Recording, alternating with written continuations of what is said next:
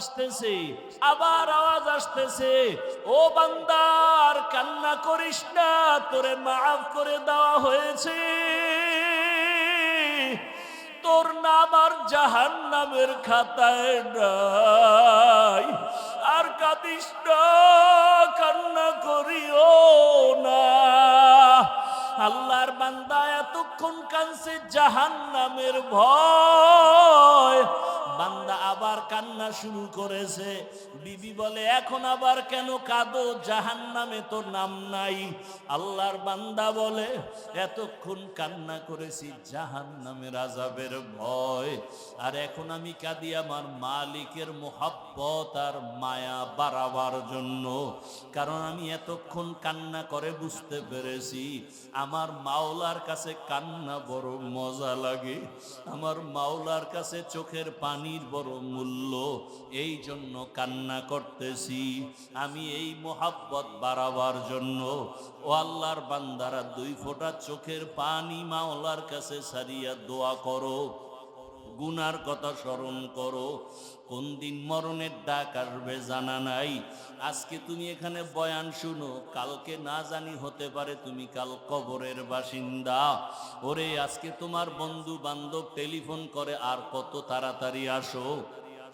আগামীকালকে বন্ধু টেলিফোন করবে দূরের কথা, মরণের খবর পাইয়া নাম্বারটা মোবাইল থেকে মুছে ফেলবে। তোমার গায়ের জামা কাপড়গুলো কেটে কেটে অন্যেরা রেখে দিবে। 3টা সাদা কাফনের প্যাকেট বানাবে। তোমার মা কান্না করবে, আমার বাবা আর আমাকে মা বলে ডাকবে না। তোমার বাবাই বাজারে গিয়ে বলবে, কাফনের কাপড় দাও।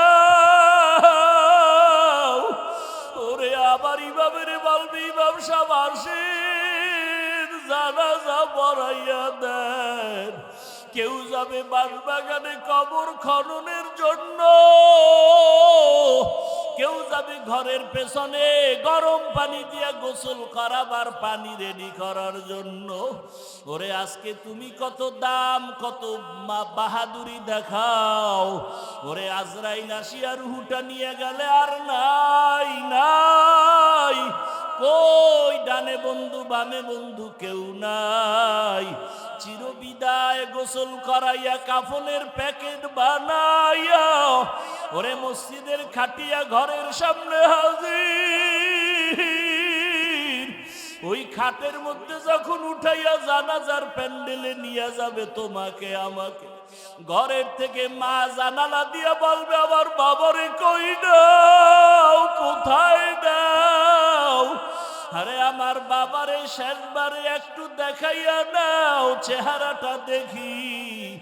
আমার বাবার চেহারাটা শেষবারের মতো দেখিয়া লই। ও আমার কলিজার যুবক, তোমার মতো যুবকেরা স্কুলে পড়ে, কলেজে পড়ে, চাকরি করে, দাড়িওয়ালা নামাজির অভাব নাই। তুমি কেন পারো না রে বাবা? ও মা বোনের, আপনার মতো কত মা বোন পর্দাওয়ালা নামাজির অভাব নাই। আপনারা কেন পর্দা করতে পারেন না, নামাজ পড়েন না? আল্লাহর কাছে 2 ফোঁটা চোখের পানি ছেড়ে দোয়া করেন আর তওবা করেন। আমার মাওলাকে কান্না করে বলতে থাকেন, ও আল্লাহ মাফ করিয়া দাও। ওরে যাদের চোখে পানি নাই, গুনার কারণে দিলটা পাথর,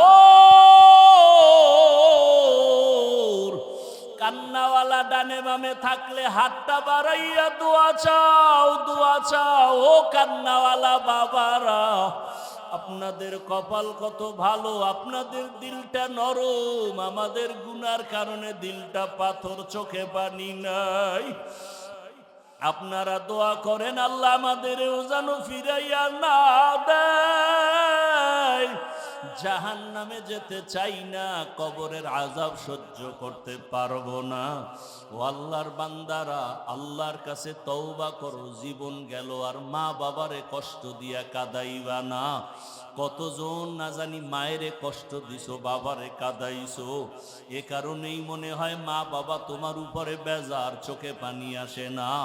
ও যুবক বাবারা, ওই মা বাবার দোয়া ছাড়া তোমার হায়াত আসে নাই। মা বাবার দোয়া চোখে চোখের পানিতেই চেয়ারে বসছি। মা বাবার চোখের পানি দোয়ার কারণে তুমি টাকার মালিক, সম্মানের মালিক। ওই মা বাবারে যারা কষ্ট দিয়া কাঁদাইছো, তাড়াতাড়ি ক্ষমা চাও, বাবার কাছে ক্ষমা চাইও, মায়ের কাছে ক্ষমা চাইও। তাদের নেক নজর না থাকলে জীবন নষ্ট হয়ে যাবে।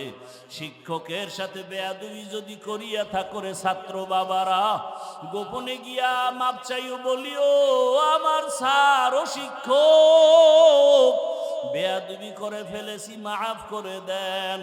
আলেমের সাথে যদি বেয়াদবি করো, ক্ষমা চাইয়া নাও। অন্যায় যদি হয়ে থাকে ক্ষমা চাইয়া নিও। আল্লাহর কাছে তওবা করিও। মরিয়া গেলে আর নামাজ ছাড়বা না, বেপরদায় চলবা না, দাড়ি কাটবা না। মা বাবার দোয়া নিয়া, শিক্ষকের দোয়া নিয়া, উলামায়ে কেরামের দোয়া নিয়া, নবীর আদর্শ মেনে চলবা। আল্লাহর কাছে তওবা করো, চোখের পানি ছাড়ো। আল্লাহর কাছে তওবা করলে বান্দার তওবা কবুল হয়ে যাবে। ও আল্লাহ, ময়দানের সবাইকে আপনি তওবাওয়ালা জিন্দেগি দান করেন, আমাদের সবাইকে গুনাহমুক্ত জীবন দান করেন, আমিন। আলহামদুলিল্লাহি রাব্বিল আলামিন, ওয়াসসালাতু